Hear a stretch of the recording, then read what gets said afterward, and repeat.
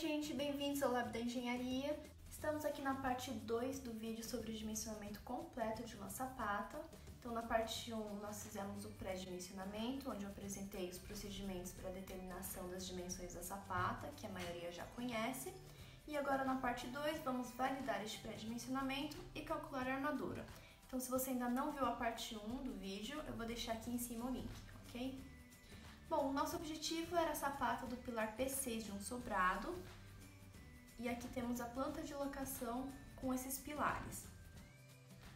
Bom, a sapata ela foi pré-dimensionada, onde a gente já obteve as dimensões A, B em planta, o Azinho e Bzinho na cabeça da sapata e as suas alturas, tá? E as dimensões dos pilares, dimensões AP e BP, eram de 40 e 20 centímetros, tá?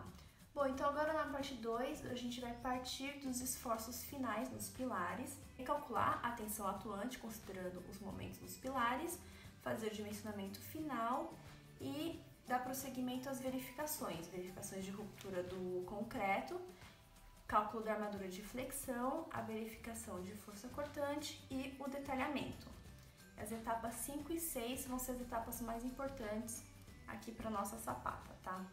Bom, como esse vídeo ficou um pouco longo, eu acabei dividindo ele em dois, então as etapas 6, 7 e 8 vocês podem estar assistindo na sequência.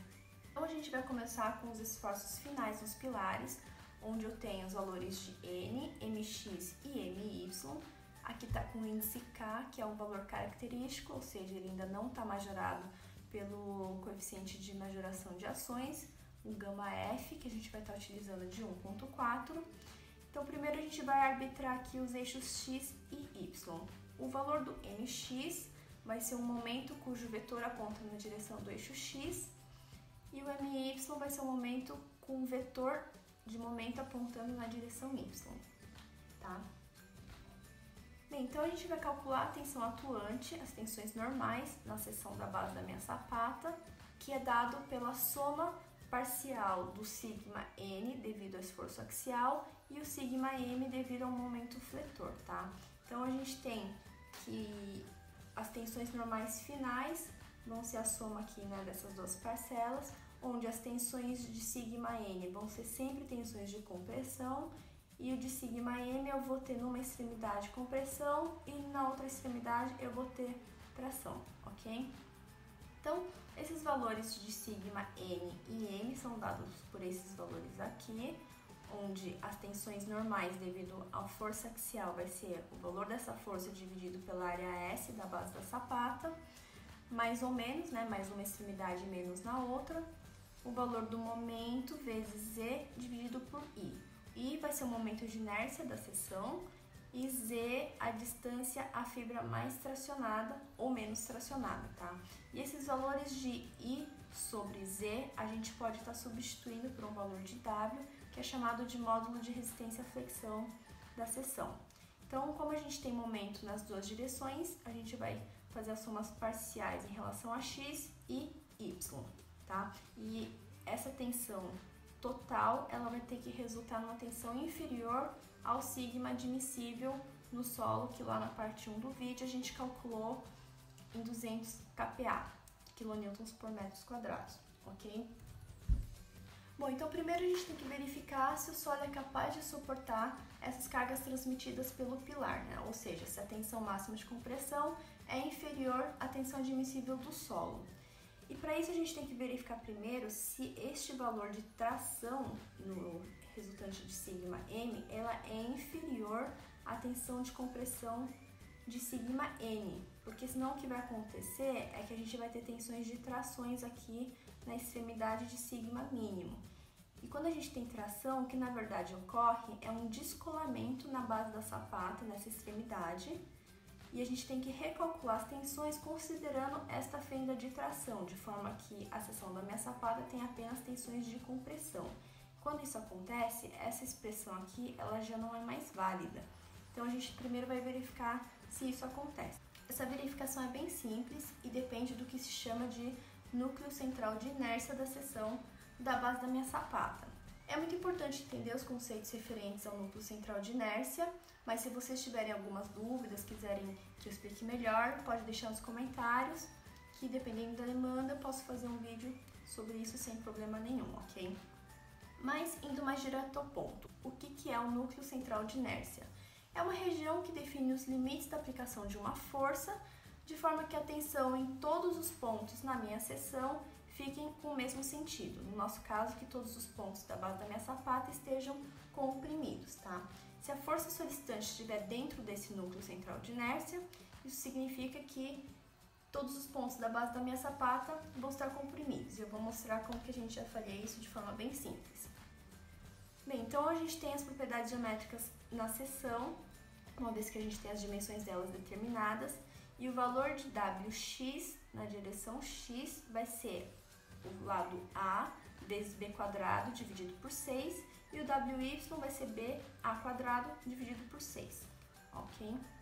Então, eu já estou dando aqui os valores calculados, e eu já estou dando aqui também o volume dessa sapata que a gente vai utilizar para calcular o peso próprio dela depois. Bem, então a gente tem que calcular as excentricidades da minha força resultante, né, uma vez que a gente tem momento na direção x e y, e verificar se a força resultante está dentro do meu núcleo central de inércia. E este núcleo central de inércia ele é calculado facilmente no caso de uma seção retangular. Ele tem um formato de losango, onde os lados desse losango vai ser o lado de referência dividido por 6. Então aqui eu vou ter A sobre 6 e aqui eu tenho B sobre 6. E no caso aqui da minha sapata de 1,80 por 1,50, vou ter 25 centímetros aqui e 21 centímetros em Y. Tá? Então a gente vai calcular os valores dessas excentricidades e ver se eles estão dentro desses limites. Bom, a excentricidade EX, ela é dada pelo momento em Y, né? O momento em Y que vai me causar essa excentricidade EX. Então eu vou pegar o MY, dividir pela normal, que vai me resultar em 8,1 centímetros. E da mesma forma, o EY vai ser dado pelo MX dividido pela normal N, que vai resultar em 4,2 centímetros. Então a gente vai pegar esses valores de excentricidade e verificar se estão inferiores a 1/6 do lado. O que a gente verifica aqui de fato acontece, então a minha seção vai estar sempre comprimida e aquela fórmula para eu calcular as tensões normais na sapata, ela é válida neste caso. Então vamos calcular essas tensões, né? Já que a gente já tem todos os valores. E aqui eu deixei um valor de N', que agora vai ser o valor do NK, né? O esforço proveniente do pilar, mais o peso próprio da minha sapata. E o peso próprio vai ser calculado como volume vezes o peso específico do concreto armado, que é de 25 kN por metros cúbicos, e vai me resultar num peso próprio de sapata de 18,5 kN. Então, o valor do meu NK' vai ser igual a 378,9 kN. E aí a gente consegue calcular as tensões finais. Então, eu botei uma tensão máxima, sigma máximo, de 290,2 kPa e um sigma mínimo de 98,4 kPa. E aqui a gente já observa que este valor de sigma máximo, ele supera o valor da minha tensão admissível, ou seja, não ok. O solo não vai resistir a essas tensões. Então, o que a gente vai ter que fazer é voltar essas etapas iniciais, considerando um aumento na direção da sapata, para distribuir mais essas cargas. E a gente vai fazer esse aumento em A e em B de 5 em 5 centímetros alternadamente, tá? Esse é um processo iterativo, mas ele é facilmente realizado quando você tem esses cálculos planilhados numa planilha Excel, tá? Então, eu comecei com o valor de A de 1,5 m, o valor de B de 1,30 m e fui aumentando de 5 em 5 centímetros. E aqui eu já vou dar as dimensões finais que eu obtive. Então, a base da minha sapata eu aumentei para 1,80 por 1,55, ok? Então, os nossos valores de S, área da base, Wx, Wy e volume já estão aqui calculados. E vamos só recordar alguns dados iniciais, então. Eu estou usando concreto de classe de 25 MPa, né, resistência característica compressão de 25 MPa. O gama-C, o coeficiente de minoração da resistência do concreto é de 1,4 e o peso específico do concreto de 25 kN por metro cúbico. O aço, para a gente colocar armadura, vai ser o aço CA50, com resistência de FYK de 500 megapascal e o coeficiente de minoração de resistência no aço, γS, vai ser 1,15. O comprimento adotado vai ser de 4 centímetros e a altura útil da minha sapata, né, o valor de D, vai ser o H de 0,55, descontando o comprimento, menos meia bitola. E aqui eu vou fazer um chute inicial, considerando uma bitola de fio de 12,5 milímetros. Então eu vou calcular com um D de 0,154 metros. Bom, então com os novos valores das dimensões da minha sapata, eu vou recalcular as excentricidades e verificar que ainda é inferior, né, ao valor de A sobre 6 e B sobre 6, portanto está dentro do núcleo central de inércia. E eu vou calcular a tensão final atuante, agora com o novo valor de peso próprio da minha sapata, que resultou em 24,07 kN. Então, o valor de sigma final máximo vai ficar em 193,8 kPa e o valor de sigma mínimo vai me resultar em 81,8 kPa. E aqui a gente já observa que o sigma máximo é menor que a tensão admissível, portanto essas dimensões estão ok, tá? Então agora a gente vai fazer a verificação da ruptura por esmagamento do concreto na base do pilar. Isso a gente vai fazer comparando a tensão solicitante e verificar se ela é inferior à resistente. Tensão solicitante na base do pilar vai ser dado pela força normal no pilar, agora majorando pelo coeficiente de majoração de esforços 1,4, o que vai me dar um ND de 504,6 kN, e a tensão solicitante, portanto, vai ser o valor desse N dividido pela área da base do meu pilar, que vai me resultar em 6.307 kN por metro quadrado. O valor da tensão resistente é dado pelo FCD, que vai ser o FCK do concreto dividido pelo γC, e vai me resultar em 17.857 kN por metro quadrado. E aí a gente já verifica que a solicitante é inferior à resistente, portanto tá ok, não vai ocorrer o esmagamento do concreto no encontro do topo da sapata com a base do pilar. E essa verificação ela tem que ser atendida em todos os pilares do seu projeto simultaneamente. Então a próxima etapa vai ser a verificação da ruptura do concreto por compressão diagonal. E aí primeiro a gente tinha determinado as dimensões da sapata de forma que ela fosse uma sapata rígida, né? Bem, sapatas rígidas elas não rompem por punção, que é uma ruptura que geralmente ocorre por tração diagonal da ligação laje e pilar, né? Quando a laje se apoia diretamente no pilar, sem vigas.